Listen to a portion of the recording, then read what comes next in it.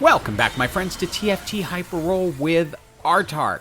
One of the things that makes this season a little funky is that there are certain starts that you can get which nearly guarantee your placement into the top 4, if not top 2, if not win in the case of some starts. Well, it depends how you finish, because with Piltover, if you get it at just the right point, get your T-Hex big enough, yeah, you're going to win. There are other augments, and we have gone over the Yordle delivery system that will make your game pretty easy to play. So after we get done with the graphic and me asking you to do all the things that go with the graphic because they're good things that everyone loves, we'll get to the augments. Actually, first, to give you an idea of how much faith I have in this augment, I want to show you what I gave up. I had 3 Shadow Isles already, with a Callista and, of course, Maokai and Viego. Then I get my augments, and I was thinking Shadow Isles at this point, or possibly the Ionian Challengers, but I've done it so much I didn't want to do another video on that. But once I rolled and got Shurima's Legacy, I'm done. There's nothing else to look at, because I know with this, I can win.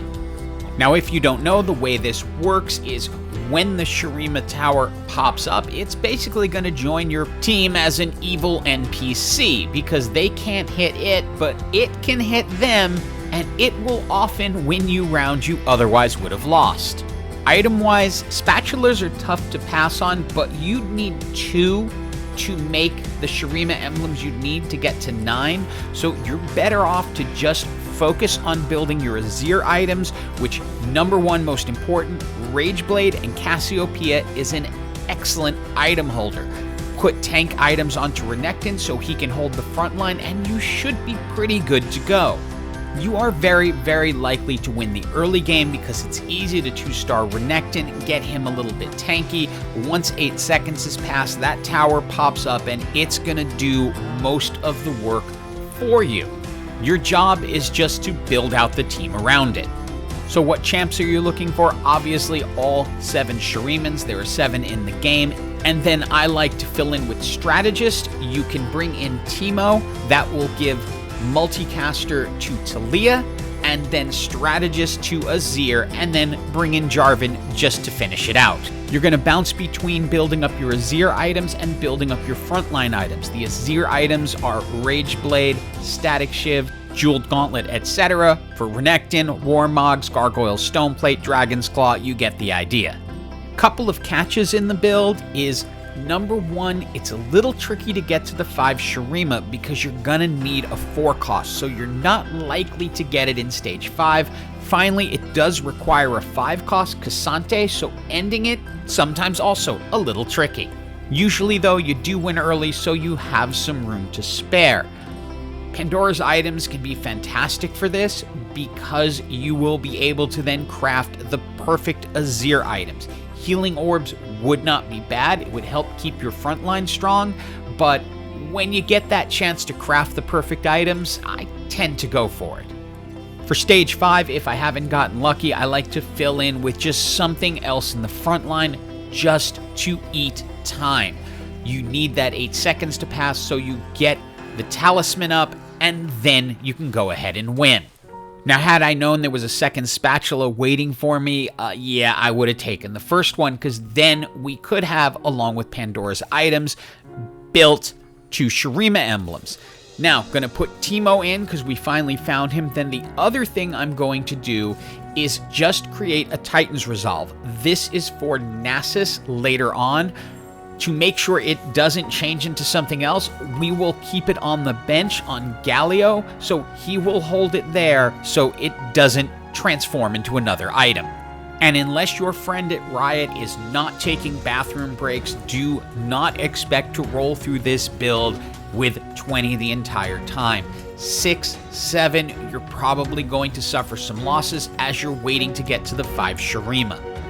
Once you get to stage 7, you are hoping to find Azir pretty quickly because he's going to be key since he's going to synergize with Teemo and also be the majority of damage later in the match. But Gary is frustratingly absent for me right now, so we're gonna hope that there's something decent in these augments, and nothing really that good that's going to help.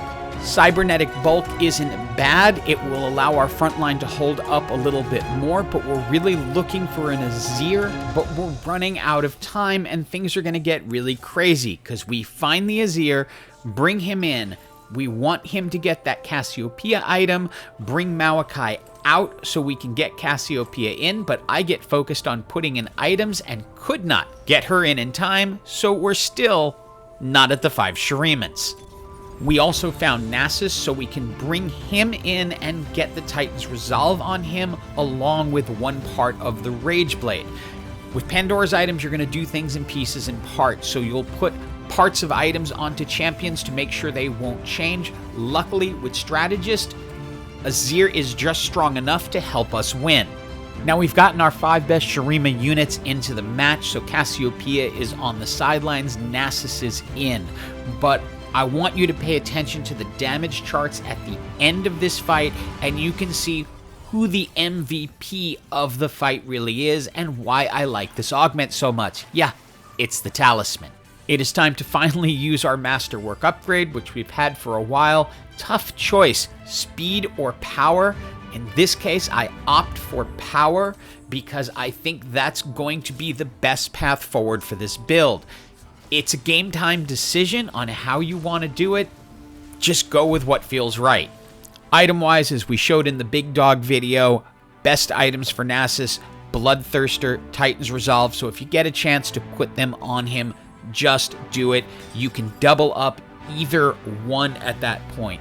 Here, nothing really exciting. We can just grab random anything and then allow it to change into something else that may be beneficial down the line. Stage 8 is another dicey part for this build. We used a champion duplicator to build Talia up to 3 stars, but you don't yet have the full 7 Shurimans, so they are not automatically ascending at the start of the round. If you were lucky enough to get a Cassante in 7 or 8, I would take out Jarvan before I take out Teemo, since Teemo is also giving you the multicaster, but I would put primary importance on getting to the 7 Shurima champs as fast as possible. But with this win, we are now into the top 4. It's time for our final set of items, and attack speed is so important on Azir. I'm going to go ahead, grab the Zeke's Herald, put it on Teemo so that Teemo is serving as a utility player and just helping to enhance Azir.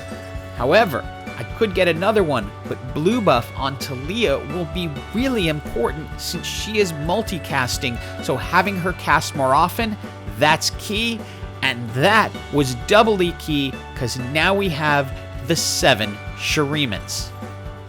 And 7 is key because that means everyone ascends starting at the beginning of the match. Now, your Talisman, it's not going to start attacking until the 8-second mark, but you should be able to hold up long enough with Cassante, Renekton, and Nasus in the front line that it can still end up being an important player, but Azir will likely take over your damage.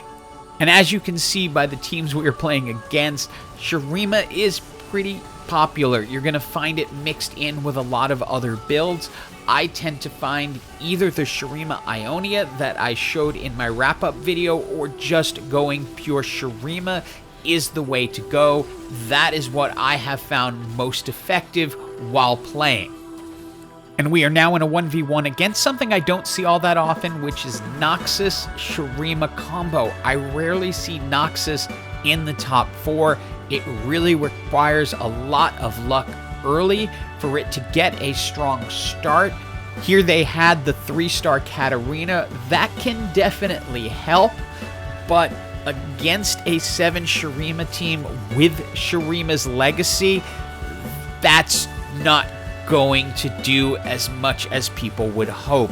You can see the damage from that, the damage from Azir, who ascended from the beginning. It's just too much, and it's GG for everyone. If you find Shurima's legacy, grab it. it will bring you to the end of the game. Hope you enjoyed this video, and as always, have an absolutely, absolutely awesome day.